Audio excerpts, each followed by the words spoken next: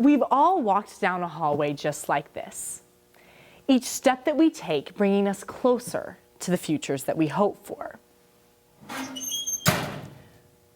But recently, there have been a lot of questions asked about the future of education in Oklahoma. This is Orange Nation Magazine. I'm Julia Benbrook, and we are about to get you some answers. ABC. ABC. ABC. ABC. ABC. ABC.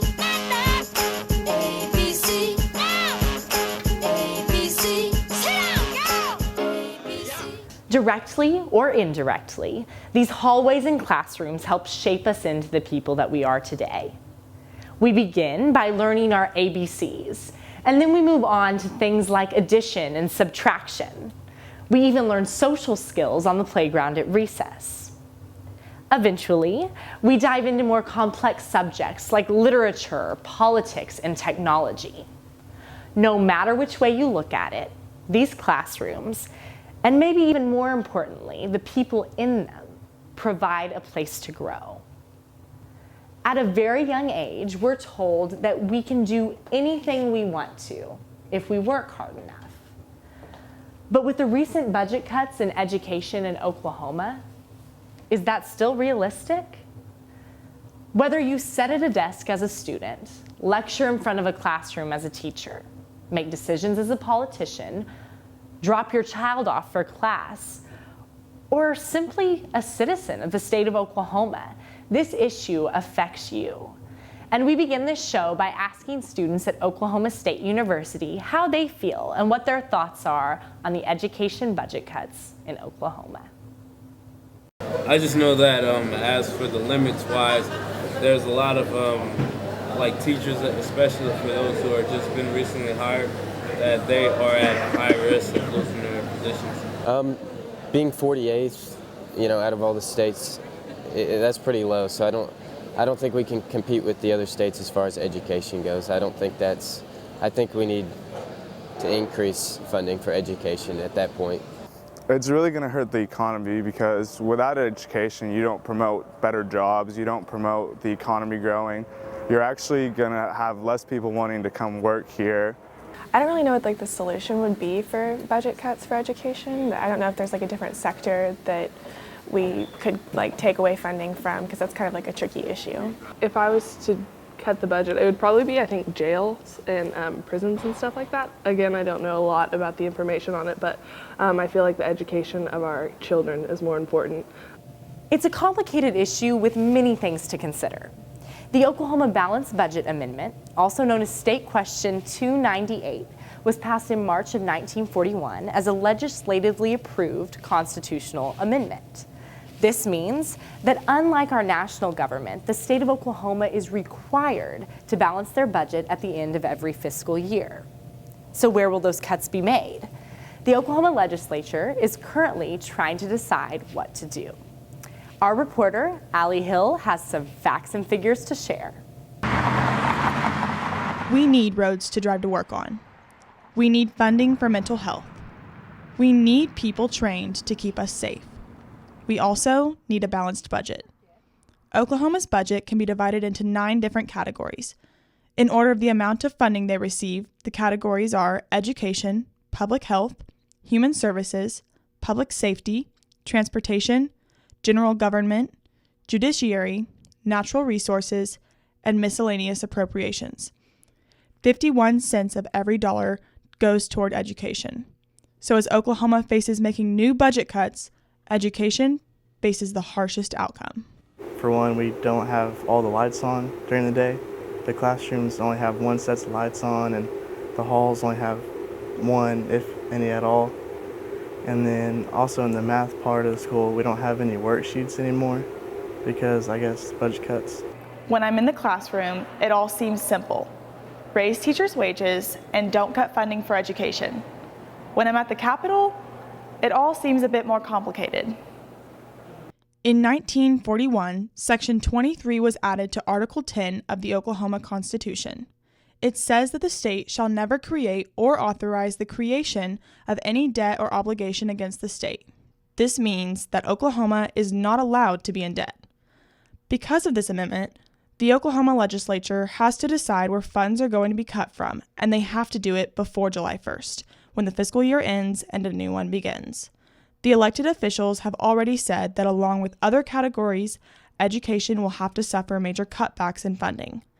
These inevitable cuts have led people to wonder what is going on in the minds of Oklahoma lawmakers and how are we going to save education. No one in the House, Democrats and Republicans, no one is on a mission to cut, bash, or to take education down.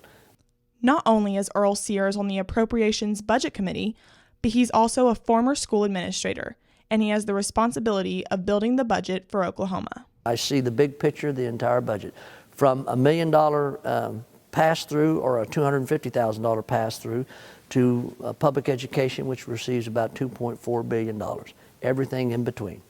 With the unpredictable turn in oil prices and a combination of tax credits and money allotted to different programs, Sears is claiming that what Oklahoma is facing is called the perfect storm. You take that $3 billion and that $1.7 billion, and then the downturn in the oil, it's just has left us with not enough money to run the state.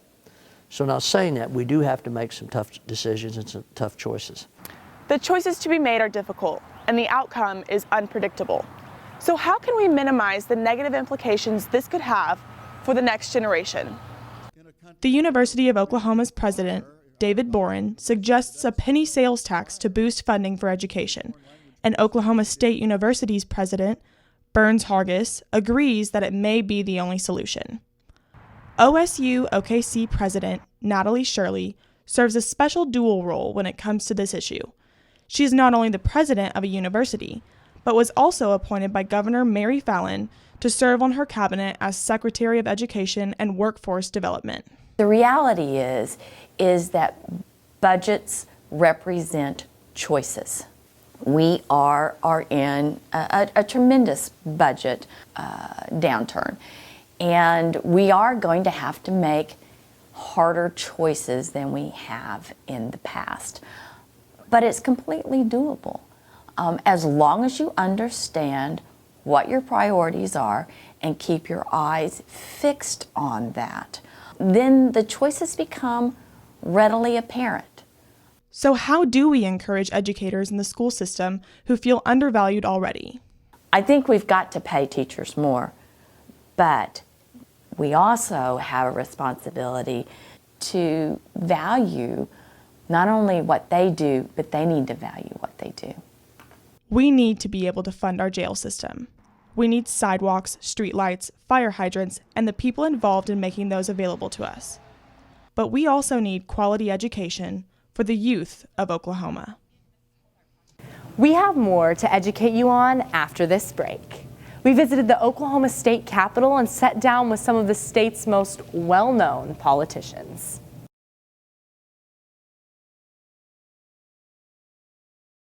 In 1990, Oklahoma legislature passed Bill 1017. It was one of the boldest and most progressive moves for education.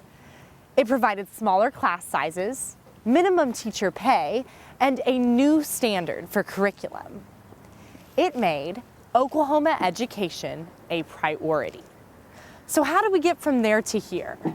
I sat down with Oklahoma Speaker of the House, Jeff Hickman, and Speaker Pro Tem Lee Denny to discuss the difficult decisions that the legislature will be having to make dealing with education. We've had a 70% drop in the price of oil. We've had over 12,000 people, now approaching 13,000 people, who have lost their jobs and are out of work. 60% of the rigs that we're drilling for oil are laid over and aren't drilling today. That has a dramatic impact on our economy in Oklahoma and on state revenues. That is the industry that drives our economy in this state, that employs thousands of Oklahomans. 51 cents of every dollar that comes into the state is spent on education. Education's our top priority, obviously, when 51% of your budget is spent on education. A third of that alone just on public schools. 33% of our budget is spent on our pre-K through 12th grade schools in Oklahoma. So it's a very large chunk of spending. So in order to balance the budget, obviously you can't ignore 51% of your budget and make drastic cuts on other areas like corrections, it's in crisis, or the Corporation Commission, or DHS and Child Welfare Services. There's so many other entities that are also dependent on state revenue. So we already rank very low in education funding nationally, and how do you think that affects our school systems? We are now spending over $420 million a year on health insurance just for teachers and school superintendents, school personnel, just in common education. $420 million. That number goes up $20 to $30 million every year. That's the money that normally would have been used for salary increases, but it's going to the teacher. They're just not seeing it in their pocket because it's going to pay their health insurance. Same thing for the retirement systems. The teachers' retirement system, along with some of our others, were almost on the verge of collapse because of mismanagement for decades in the state. We have put hundreds of millions of dollars into the teachers' retirement system. Last year alone, $294 million went into the teachers' retirement system just to get it solvent and have it moving towards being healthy to provide the benefits to those teachers when they retire. There's a lot of sources of revenue through the state that schools get in addition to just their state appropriation. And then they get federal funding as well. When you add all of that up, we have a record $8.2 billion available to schools this year to spend. And the thought that education somehow has been cut or that we've led the nation in cuts, that point is being made out there, and it's nothing more than a lie. It's absolutely not true. Well, I'm here with Speaker Pro Tem Denny, who has chaired the Appropriations and Budget Committee for Education. Can you tell us a little bit about why education is so important and why we should value it in Oklahoma? Because our kids are our future. And if we don't get education right in this state, then I think the state doesn't prosper as much economically and we don't grow as a state. So it's been very important to me that we provide a solid foundation from pre-K through 12 and then for secondary, after high school, post-secondary, higher ed, as well as career tech programs. With the recent budget cuts, and we know that some of those cuts are headed towards education, what do you think is the solution? We've reached that critical point as far as the state budgeting. So we're going to have to make some tough decisions about what we're going to do about capping off the top spending, not giving away so many tax credits, and only using tax credits for projects that really work to grow the state. But we are looking for that dedicated funding source. The governor spoke on Monday about raising revenue with a cigarette tax. That will be looked at seriously. There's a lot of ideas out there on what we can do to get that dedicated revenue source to give the teachers the pay raise they deserve. And they really do. They don't deserve a $1,000 pay raise. They deserve that $5,000 bump in their salary. It's an issue of facts and figures, but it's easy to forget that these decisions affect real people. Oklahoma currently ranks in the very bottom when it comes to funding for education. After the break, we're going to show you an inside look at how these decisions affect someone you know.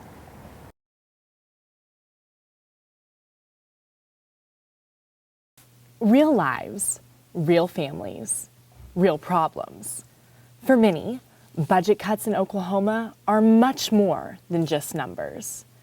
Here's Jacqueline Smith with the story. Right now I don't have a second job or anything. There's other things that I've had to do, like I can't necessarily buy, a new outfit. If I want to dress more professionally for work, I can't necessarily go out and buy new outfits. I just kind of have to stick with what I have. Heather Berg is a single mother to her 11-year-old son Elijah and a math and business teacher at Union Alternative High School. Heather has been financially restricted her entire 8 years of teaching, but with the impact of planning her June wedding, along with this year's recent budget cuts, she finds herself living paycheck by paycheck. Each paycheck I get, it's pretty much just enough to cover my expenses, and then having, I have room for one surprise thing to happen. One challenge Heather has faced as a teacher is the little opportunity she has to move up and make more. I can't get a raise for being really, really good at what I do and bringing new programs to my school, or finding new ways to serve students, or finding new ways to connect them to the community or get them jobs.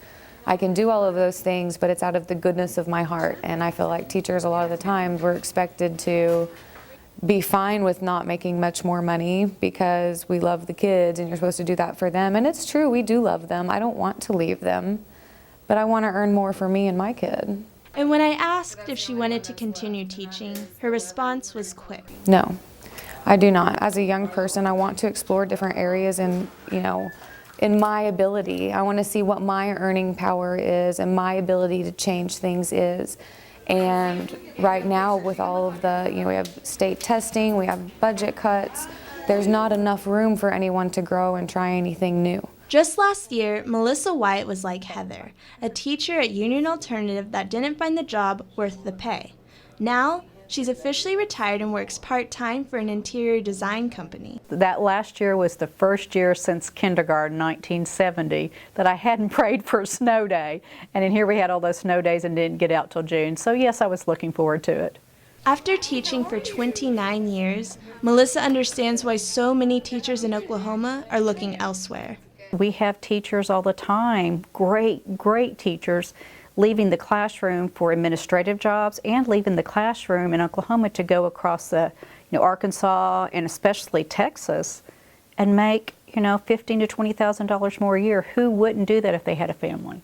As Melissa walks out the doors of the school, she leaves behind a few honest words of advice for young, aspiring teachers. But I would tell them, know what you're getting into, know it's going to be tough, but it's going to be a job that you love. It could be made easier with financially for you. But I would tell them to look elsewhere too. Oklahoma is not the last place to look. We've walked through the halls of a high school, and we've seen how these budget cuts affect the lives of teachers. But now, let's go to a place where the students are around 4 feet tall, and let's see how these budget cuts are affecting them. Principal of Bigsby North Elementary School, Phil Streets, deals with these sacrifices daily. Typically, in years past, when budget cuts happen in education, we've simply absorbed those and gotten creative. And nobody really knows that we absorb those cuts. In the last year, Principal Streets has had to deal with a hiring freeze where he can no longer hire new help for the school. Phil explains that the biggest thing that needs to change is we need to have a more diverse revenue system. When oil and gas prices fluctuate and the price of oil per barrel goes down as it has so much, we can't afford to hold our kids hostage in our schools. And that's kind of what's happened. What would you like to see happen in the future? I'm hoping that we can take this education financial shortfall and learn from it. Adjustments, I think, have to be made, and sometimes adversity forces us to make the kind of adjustments that will make our state stronger and our educational system stronger. Who knows? Maybe in a year, Bigsby Elementary will have hired new teachers, and maybe Heather will finally get to buy a new outfit. The future is up to us. Since we visited the Capitol, education has been the buzz of the state.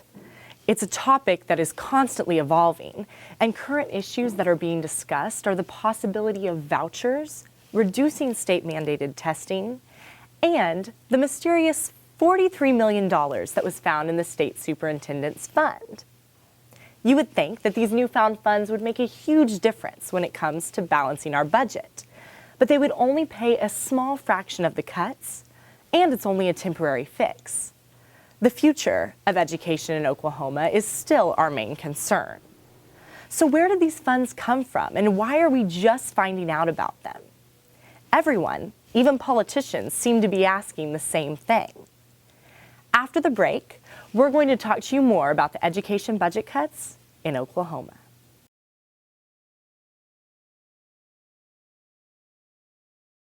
Faculty and staff at Oklahoma State University make it a priority to see that each student receives a quality education.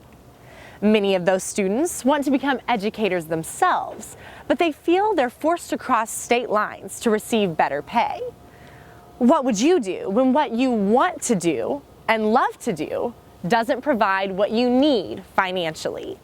Here's Zachary Furman with the story. The current budget crisis in Oklahoma has led to some drastic cuts in the state's education spending, and teachers are feeling the brunt of the shortfall. Those are recently announced cuts, so the impact has not been immediate. However, we have seen some reduction in our revenue. So we've immediately began to just stop spending if we don't have to spend money. Currently, Oklahoma rests third from the bottom of the national average for teacher pay. The only states with a lower average are South Dakota and Mississippi. Oklahoma's position is worse when you consider the immediate region. According to a report published in January of 2014 by the State Labor Shortage Task Force, Oklahoma allows for the highest minimum salary for first-year teachers. Unfortunately, compared to all neighboring states, Oklahoma is second to last in actual average new teacher starting salary. This includes Arkansas, Texas, New Mexico, Colorado, Kansas, and Missouri, which was the only state to rank lower.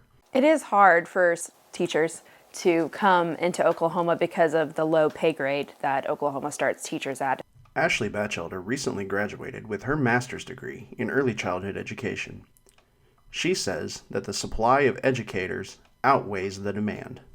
It's pretty wide open. There's a lot of teachers leaving mid-year due to unforeseeable circumstances such as pregnancy or just off to a different state. There aren't as many applicants in the state to draw from, and certainly our applicant pool has shrunk in the last few years, a couple of years particularly. Not surprisingly, the positions that need filled the most are traditionally the hardest ones to find teachers for. We have had some difficulties in locating certain specific certifications like science courses, math teachers. Special education teachers are always at a high need or in a high need area. I put in maybe 5 applications for my first time teaching, and every single one of them called me back sort of desperately. Anna Underwood is an art teacher in Ponca City. Though she found a job quickly, she says the conditions aren't exactly ideal. I work at 3 schools a day. I don't get paid any extra for it, besides my travel. I teach 6 through 12, which is a very wide age group, a lot more lesson planning. So how does a problem like this get fixed? Everyone agrees that our teacher retention issue is nothing short of an emergency, but nobody seems to be able to come together on how best to fix it. I think I kind of hear constantly, like, how can we retain teachers? How can we reward teachers? What's an incentive for them? And I'm like, how about just pay us like professionals? The state legislature has a number of measures on the table to resolve the issue, including an across-the-board pay raise for teachers. In addition, Oklahomans will be able to vote in November on a penny sales tax increase, with the revenue earmarked specifically for education. But no matter the solution, everyone agrees that if something doesn't change soon, Oklahoma will find itself with even less quality educators to go around. It's not that I don't want to stay in Oklahoma. I feel as though I can't afford to stay in Oklahoma. Because of what I want to do, if I cannot afford to do it, then I will have to look elsewhere.